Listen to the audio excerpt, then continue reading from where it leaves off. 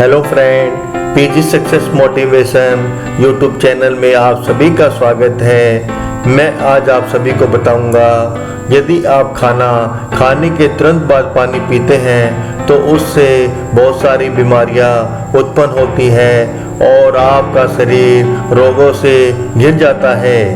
यदि आप खाना खाने के तुरंत बाद जल पीने से होती है सबसे अधिक बीमारियां।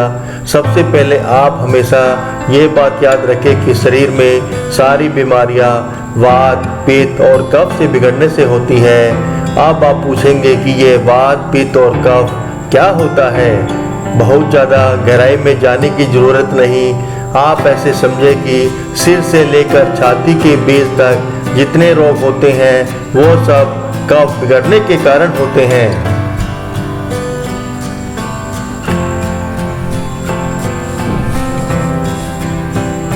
छाती के बीच से लेकर पेट और कमर के अंत तक जितने रोग होते हैं वो पित्त बिगड़ने के कारण होते हैं, और कमर से लेकर घुटनों और पैरों के अंत तक जितने रोग होते हैं वो सब वात बिगड़ने के कारण होते हैं।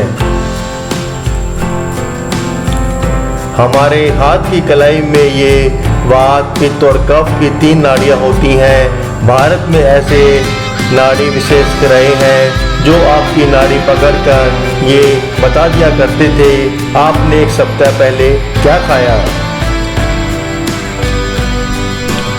1 दिन पहले क्या खाया, 2 दिन पहले क्या खाया, और नाड़ी पकड़कर ही बता देते थे कि आपको क्या रोग है।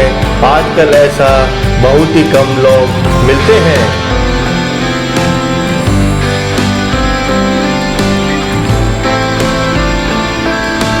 शायद आपके मन में सवाल आए कि ये वात, पित्त, कफ दिखने में कैसे होते हैं। तो फिलहाल आप इतना जान लीजिए, कफ और पित्त लगभग एक जैसे होते हैं।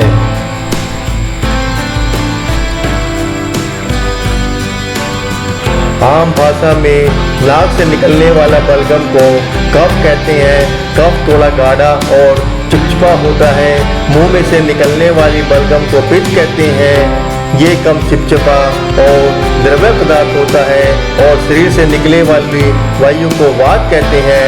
यह अदृश्य होती है।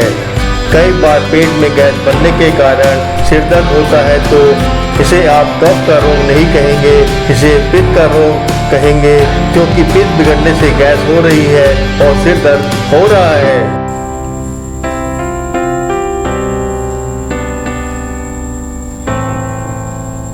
ये ज्ञान बहुत गहरा है। खैर, आप इतना याद रखें कि इस वात, पित्त और कफ के संतुलन के बिगड़ने से ही सभी रोग आते हैं, और ये तीनों ही मनुष्य की आयु के साथ साथ अलग ढंग से बढ़ते हैं। बच्चे के पैदा होने से 14 वर्ष की आयु तक कफ के रोग ज़्यादा होते हैं। बार बार खांसी आना, सर्दी, छींके आना, ये सभी आदि रोग 14 वर्ष से 60 साल तक। पित्त के रोग सबसे ज़्यादा होते हैं। बार बार पेट दर्द करना, गैस बनना, खट्टी खट्टी ढकारें आना आदि। इसके बाद बुढ़ापे में वायु के रोग सबसे ज़्यादा उत्पन्न होते हैं। घुटना दुखना, जोड़ों का दर्द आदि।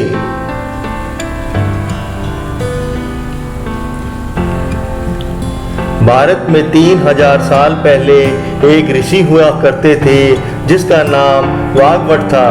उन्होंने एक किताब में लिखी है जिसका नाम था अष्टांग हृदय। वो ऋषि 135 साल तक की आयु तक जीवित रहे थे। अष्टांग हृदय में वाग्भट जी कहते हैं, जिंदगी में वात, पित्त और कफ संतुलन रखना ही सबसे अच्छी कला है और कौशल्य है। सारी जिंदगी प्रयास पूर्वक आपको एक ही काम करना है कि हमारा वात, पित्त और कफ नियमित रहे, संतुलित रहे और सुरक्षित रहे। जितना चाहिए उतना वात रहे, जितना चाहिए उतना पित्त रहे, और जितना चाहिए उतना कफ रहे। तो जितना चाहिए उतना वात, पित्त और कफ रहे, उसके लिए क्या करना है?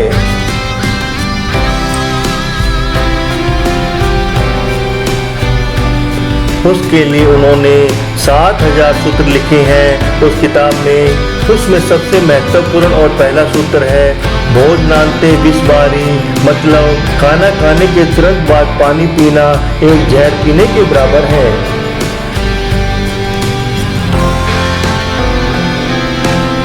आप समझते हैं क्या कहा भागवत जी ने कभी भी खाना खाने के तुरंत बाद पानी नहीं पीना। अब आप कहेंगे हम तो हमेशा यही करते हैं। 99% लोग ऐसे होते हैं जो पानी के बिना खाना नहीं खाते। पानी पहले होता है, खाना बाद में होता है। बहुत सारे लोग तो खाना खाने से ज़्यादा पानी पीते हैं। 2-4 रोटी के टुकड़ों को खाया, फिर पानी पिया, फिर खाया, फिर पानी पिया।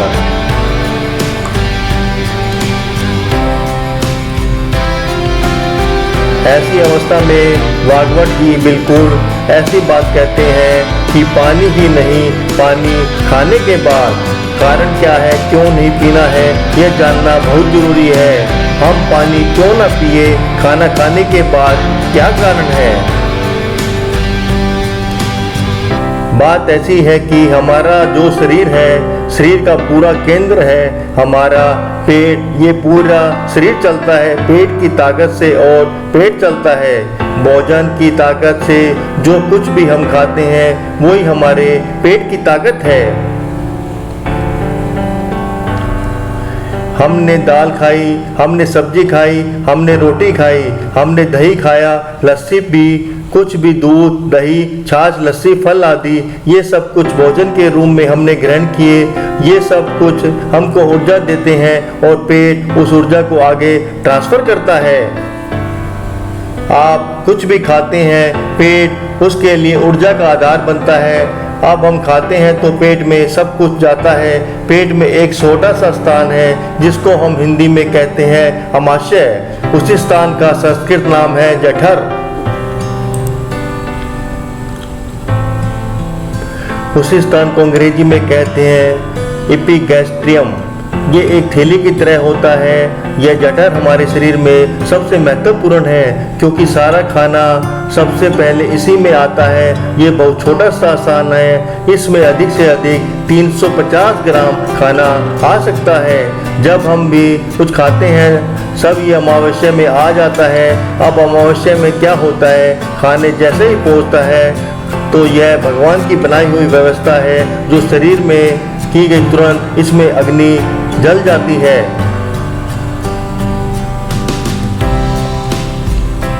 अमावस्या में अग्नि प्रज्वलित होती है, उसी को कहते हैं जठराग्नि। ये जठराग्नि है वो अमावस्या में प्रदीप्त होने वाली आग है।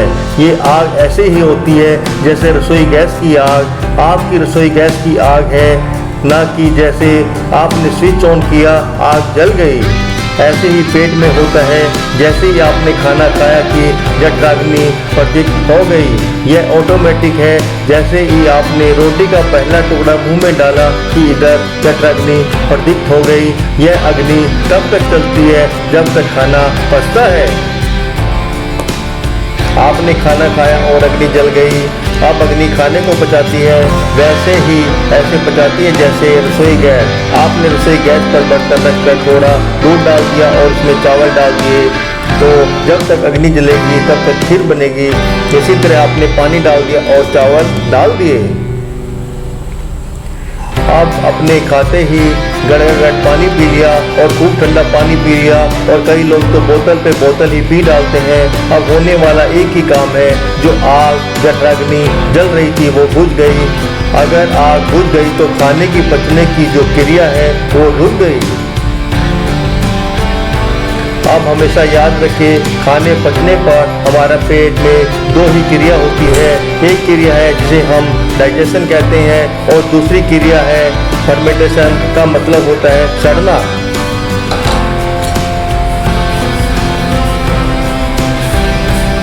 आयुर्वेदिक के हिसाब से आग जलेगी तो खाना पचेगा, खाना पचेगा तो उसका रस बनेगा, जो रस बनेगा तो उसी रस से मांस, मज्जा, रक्त, वीर्य, हड्डियाँ, मल मूत्र और अस्थि बनेगी, और सबसे अंत में मेद बनेगा। ये तभी होगा जब आपका खाना पचेगा। अब ध्यान से पढ़े इन शब्दों को। मांस की हमें जरूरत है, हम सबको मज्जा की जरूरत है, रक्त की जरूरत है, वीर्य की भी जरूरत है, अस्थि की भी जरूरत है, मेद की भी चाहिए। यह सब हमें चाहिए। जो नहीं चाहिए वो मल नहीं चाहिए और मूत्र नहीं चाहिए। मल और मूत्र बनेगा, लेकिन वो हमें चाहिए नहीं तो शरीर हर दिन उसको छोड़ देगा। मल को भी छोड़ देगा और मूत्र को भी छोड़ देगा। बाकी जो चाहिए शरीर उसको धारण कर लेगा।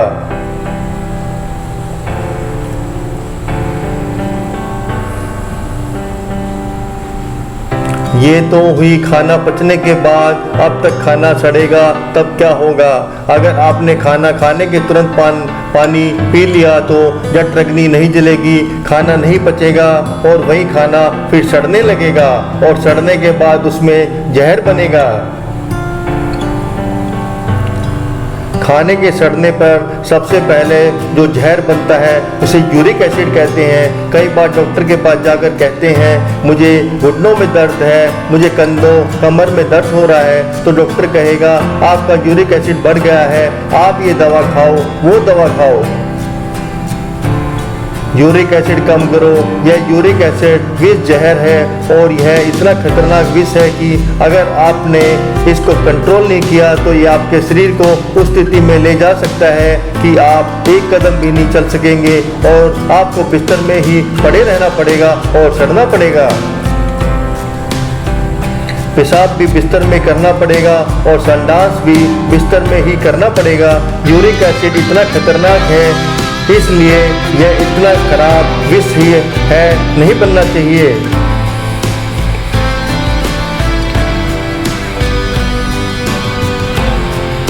और एक दूसरा उदाहरण, खाना जब सड़ता है तो यूरिक एसिड जैसा ही एक दूसरा विष बनता है जिसको हम कहते हैं LDL, लो डेंसिटी लिपोप्रोटीन, माने खराब कोलेस्ट्रॉल।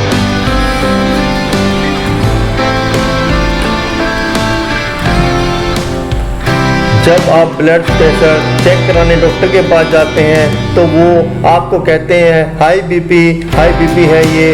आप पूछेंगे कारण बताओ तो वो कहेंगे कोलेस्ट्रॉल बहुत ज़्यादा बढ़ा हुआ है। आप ज़्यादा पूछेंगे कि कोलेस्ट्रॉल कौन सा बहुत है, इससे भी ज़्यादा खतरनाक विष है VLDL, very low density lipoprotein. ये भी एक कोलेस्ट्रॉल जैसा ही विष है। अगर VLDL बहुत बढ़ गया तो आपको भगवान भी नहीं बचा सकता। खाना सड़ने पर और जो जहर बनते हैं उसमें एक विष है जिसको अंग्रेजी में कहते हैं ट्रिग्लिसराइड्स। जब भी डॉक्टर आपको कहेंगे आपका ट्रिग्लिसराइड बढ़ गया है तो समझ लीजिए कि आपके शरीर में विष का निर्माण होना शुरू हो चुका है।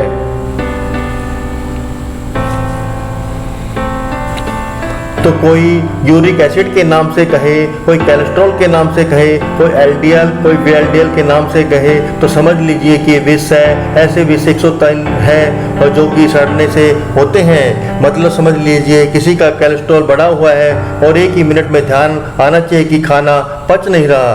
कोई कहता है कि मेरा ट्रिग्लिसराइड बहुत बड़ा हुआ है तो एक ही मिनट में डायग्नोस कर लीजिए कि आपकी खाना पाचन शक्ति सही नहीं है। कोई कहता है मेरा यूरिक एसिड बढ़ा हुआ है तो एक ही मिनट लगना चाहिए कि समझने में कि खाना आपका पच नहीं रहा है, क्योंकि खाना पचने पर इनमें से कोई भी जहर नहीं बनता। खाना पचने पर जो बनता है वो मांस, मज्जा, रक्त, वीर्य, हड्डियाँ, माल मूत्र, अस्थि और खाना नहीं पचने पर बनता है uric acid, cholesterol, LDL, VLDL और यही आपके शरीर के रोगों का घर बनाते हैं। पेट में बनने वाला यही जहर जब ज़्यादा बढ़कर खून में आते हैं तो खून दिल की नाड़ियों में से निकल नहीं पाता और रोज़ थोड़ा थोड़ा कचरा जो खून में आया है इकट्ठा होता है और एक दिन नाड़ी को ब्लॉक कर देता है, जिसे आप हार्ट अटैक कहते हैं। तो हमें ज़िंदगी में इस बात पर ध्यान देना चाहिए कि हम जो खा रहे हैं वो शरीर में ठीक से पचना चाहिए और खाना ठीक से पचना चाहिए। इसके लिए पेट में ठीक से आग, जठराग्नि आनी चाहिए और प्रज्वलित होनी चाहिए।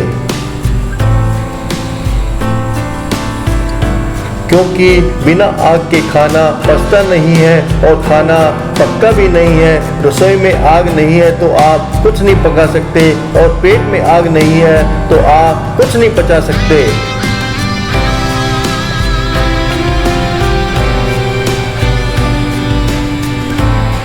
महत्व की बात खाने को नहीं, खाने को पचाता है।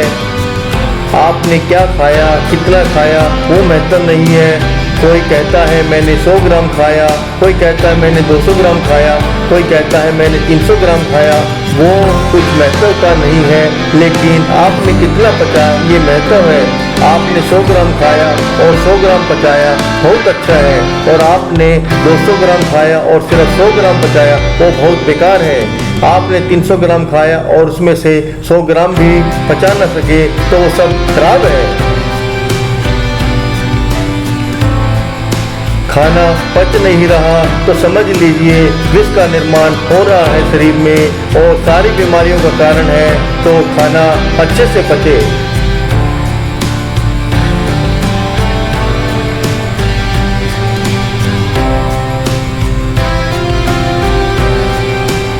इसके लिए वाग्भट जी ने सूत्र दिया है, भोजनांते विष बारी, मतलब खाना खाने के तुरंत बाद बिल्कुल पानी नहीं पीना चाहिए। पानी पीना जहर के बराबर है। इसलिए खाने के तुरंत बाद पानी कब मत पिए। आपके मन में सवाल आएगा कितनी देर तक पानी नहीं पीना चाहिए। तो 1 घंटा 48 मिनट तक नहीं पीना। अब आप कहेंगे इसका क्या कैलकुलेशन है। बात ऐसी है, जब हम खाना खाते हैं तो जठराग्नि द्वारा सब एक दूसरे में मिक्स होता है और फिर खाना पेस्ट में बदलता है। पेस्ट में बदलने की क्रिया होने तक 1 घंटा 48 मिनट का समय लगता है। इसके बाद जठराग्नि कम हो जाती है, बुझती तो नहीं लेकिन बहुत धीमी हो जाती है। पेस्ट बनने के बाद शरीर में रस निकलने वाली क्रिया शुरू होती है। तब हमारे शरीर को पानी की जरूरत होती है। तब आप जितना इच्छा हो उतना पानी पी सकते हैं। जो बहुत मेहनती लोग हैं, खेत में हल चलाने वाले, रिक्शा चलाने वाले, पत्थर तोड़ने वाले हैं, उनको 1 घंटे के बाद ही रस बनने लगता है। उनको 1 घंटे बाद पानी पीना चाहिए।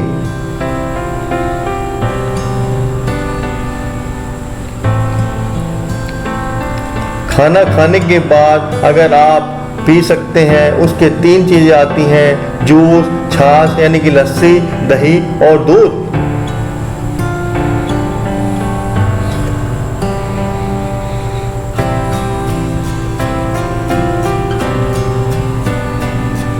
सुबह खाने के बाद अगर तुरंत कुछ पीना है तो हमेशा जूस पिए, दोपहर को दही खाएं या लस्सी पिए और दूध हमेशा रात को पिए।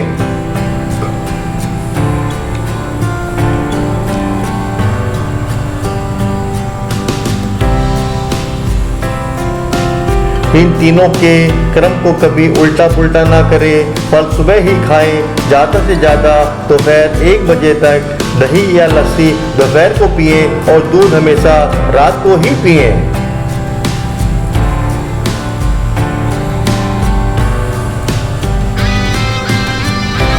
जूस या फल सुबह, दही या लस्सी दोपहर और दूध हमेशा रात को क्यों पीना चाहिए, ज़्यादा बिस्तर में न जाने हुए अब आप इतना समझें कि इन तीनों को पचाने के लिए शरीर में अलग अलग एंजाइम उत्पन्न होते हैं। जूस या फल सुबह को पचाने के एंजाइम हमेशा सुबह उत्पन्न होते हैं। इसी तरह दही और छाछ को पचाने वाले दोपहर को और दूध को पचाने वाले रात को। शाम या रात को पिया हुआ जूस अगले दिन सिर्फ मूत्र के साथ फ्लैश आउट हो जाता है। तो ये हुआ खाने के बाद पानी पीने के बारे में। अब आप कहेंगे खाना खाने के पहले कितने मिनट तक पानी पी सकते हैं। तो खाना खाने के बाद 45 मिनट पहले तक आप पानी पी सकते हैं। आप पूछेंगे कि ये 45 मिनट का कैलकुलेशन क्या है। बात ऐसी है, जब हम पानी पीते हैं तो वो शरीर के प्रत्येक अंग तक पहुंचता है और अगर बच गया तो 45 मिनट बाद मूत्रपिंड तक पहुंचता है। तो पानी पीने के मूत्रपिंड तक आने का समय 45 मिनट का है। दोस्तों, आप सभी को ये आयुर्वेदिक नुस्खा पसंद आया हो तो हमारी वीडियो को ज़्यादा से ज़्यादा लाइक करें, शेयर करें और हमारा YouTube channel PG success motivation को सब्सक्राइब करना ना भूलें। मैं आप सभी के लिए आयुर्वेदिक नुस्खे लेकर आता रहूँगा। तब तक के लिए धन्यवाद।